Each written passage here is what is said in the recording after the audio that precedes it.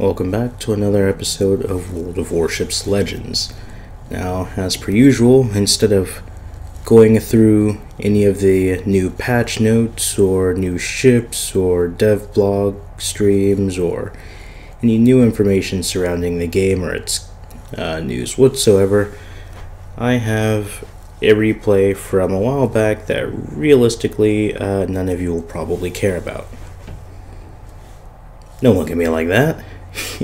You know I'm terrible at keeping up with this kind of thing. You guys don't watch my content for patch notes or, game news or anything like that. You just watch my content because sometimes I have good games and sometimes I'm funny. Now this is the Weimar Tier 6 premium German light cruiser that was introduced to us about a month ago in the October patch, and it's a ship that's been stirring up quite a bit of controversy. This ship is really good. I mean really good. Think of it as a Nuremberg at tier 6.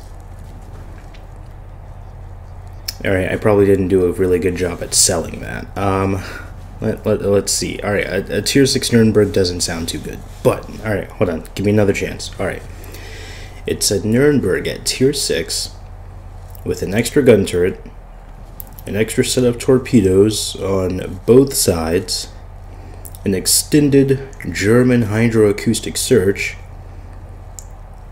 a 1 second faster reload, and it has the ability to lob islands so high it would make the entire American light cruiser line jealous.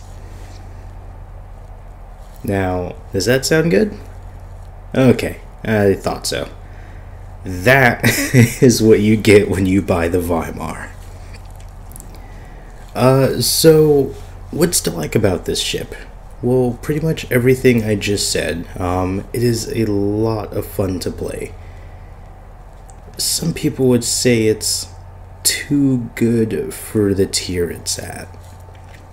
I'm not saying I agree, but I am up to 30,000 damage, and we're barely 2 minutes into the game already.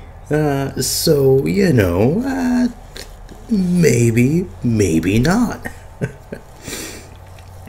Seriously though, this ship is very good and very fun to play. You have 12 150mm 60 caliber long German guns that you find, the same German guns you find on the Nuremberg. They do get their quarter caliber penetration, a base 8% chance to set fire, and a base 5% reload. You can buff this, however. Most players tend to go to a full reload build with this. I went with a fire setting. No, that's it. Just fire setting. I think there's some survivability in there too. No, concealment. That's it. I went for a fire setting / concealment HE damage build. So, just touching on the ship's strengths. But we're at 45,000 damage, 75 main battery hits, and 4 fires. This ship is seriously good at sitting behind islands and just spamming high explosive at pretty much anything it sees.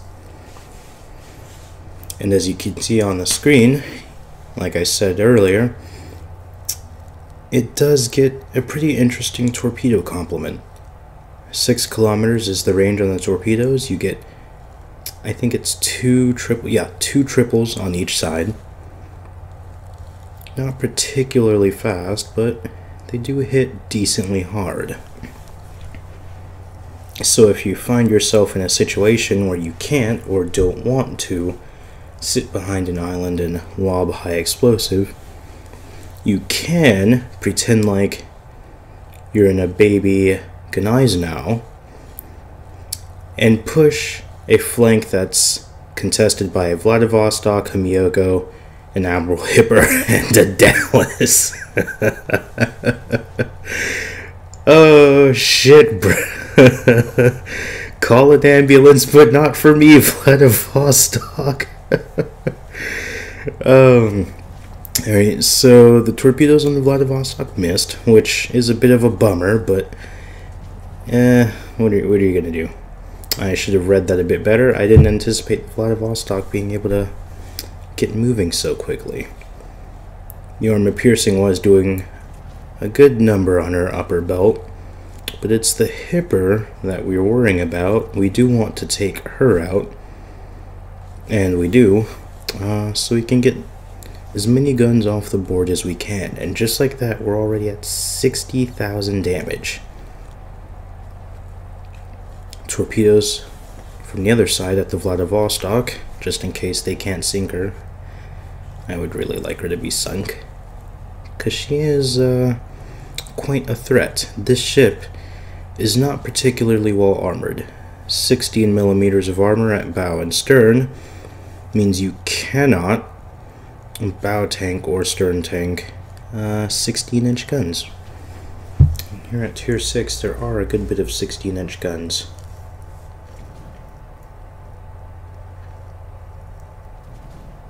Torpedoes out from the other side.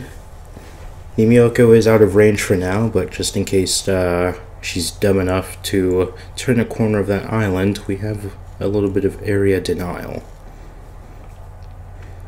Now this ship, like I said, it's not particularly well armored. It does not get a turtle back. So you can and will be citadeled into oblivion if you are caught broadside or slightly angled. So you don't want to go up against anything with, well, anything larger than destroyer caliber guns at close range. And at long range, oh, hello. Oh my gosh. Triple Citadel, come on, finish him off. Come on.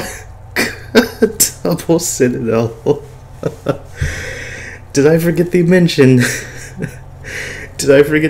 the AP on this thing hits very hard.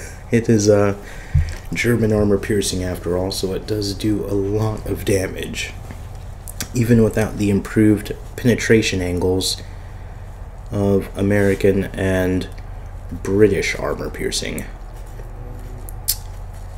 Alright, so 88,000 damage, and we're doing fairly well. The enemy is winning on caps, but we are winning on ships.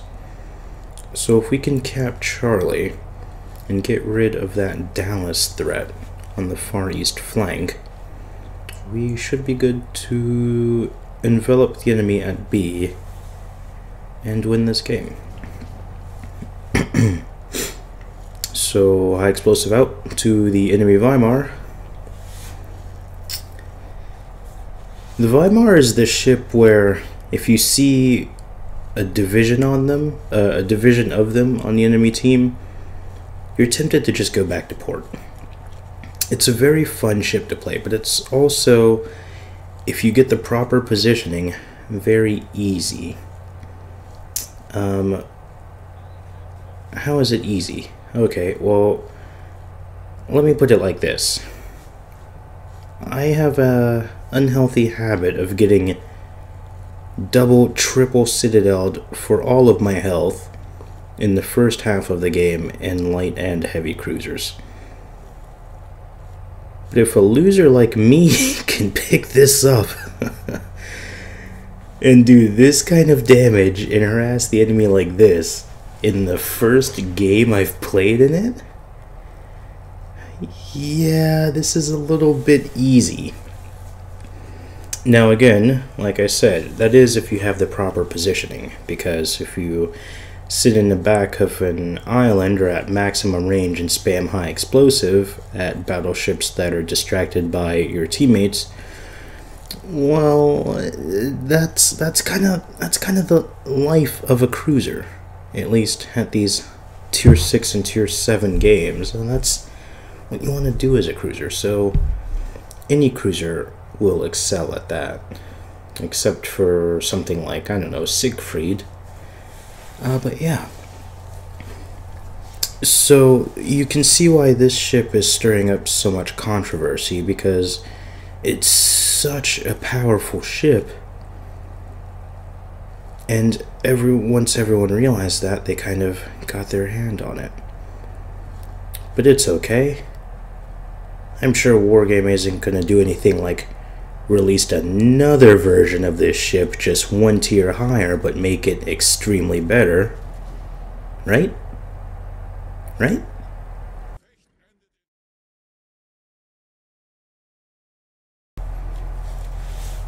Huh. Damn it, Wargaming. Oh, jeez.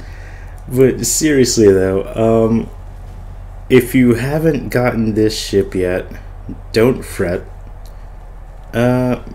because you're not missing much. I'm lying, of course. If you haven't gotten this ship, why? No, there's the Confederate.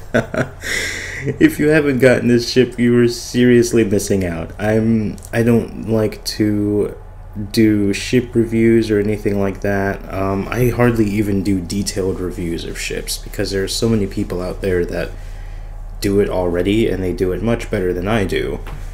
But like, I have not had this much fun playing a cruiser since the Indianapolis. And as you guys know, I love my Indianapolis. So if you have trouble getting me off of the Weimar for a while, that is yeah. But I hope you guys enjoyed the video. Leave a like and subscribe if you haven't already. It would help my tiny channel out so much. I will catch you guys next time though. Peace.